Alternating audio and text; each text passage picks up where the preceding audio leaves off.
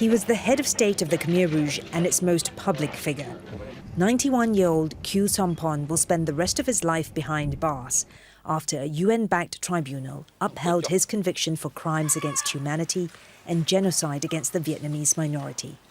He's already serving another life sentence, also for crimes against humanity, in relation to the forced evacuation of Phnom Penh.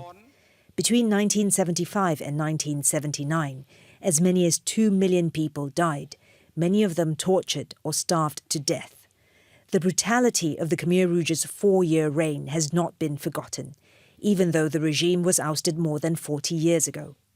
Hundreds of people turned up to hear the verdict, including Buddhist monks and Khmer Rouge survivors. I am happy. I want justice so that what happened in the past won't happen again. We want it to be over. Khieu Samphan had tried to argue he was merely a figurehead with no real power.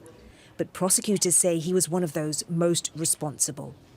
This is the historical day for the Cambodian people, and especially for the victim of the Khmer Rouge regime and also the international criminal justice and humanity. This is only the second case heard by the UN-backed tribunal, but it's also the last. In 16 years, the court has prosecuted 5 Khmer Rouge officials, resulting in 3 convictions, leading some to question whether it's been worth it. CHHANG researches the regime and says the hearings, which allowed survivors and relatives of victims to testify, have offered some closure.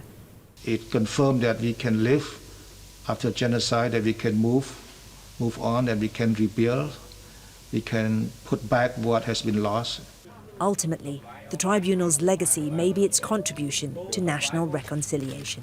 Florence, Looi, Al Jazeera.